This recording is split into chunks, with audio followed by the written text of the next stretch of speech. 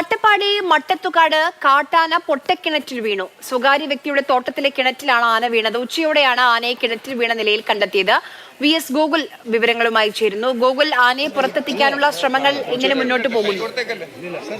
ആനയെ പുറത്തെത്തിച്ചു. JCB ഉപയോഗിച്ച ആനയെ മണ്ണ് മാറ്റി പുറത്തെത്തിച്ചത്. ഏകദേശം 2 മണിക്കൂർ ഉള്ള ദൗത്യത്തിന് ശേഷമാണ് വനം വകുപ്പ് ആനയെ പുറത്തെത്തിച്ചത്. ഏകദേശം 4 മീറ്ററോളം താഴ്ചയുള്ളൊരു പൊട്ടക്കിണറ്റിലാണ് ആന വീണത്. ഇതൊരു സ്വകാര്യ വ്യക്തിയുടെ തോട്ടമാണ്. അതിനുള്ളിലുള്ള പൊട്ടക്കിണറ്റിലാണ് ആന വീണത്. ഏതായാലും ആനയ്ക്ക് മറ്റ് ആരോഗ്യ പ്രശ്നങ്ങളൊന്നുമില്ല. ആന തിരികെ കാട്ടിലേക്ക് കയറിപ്പോയി. ശരി.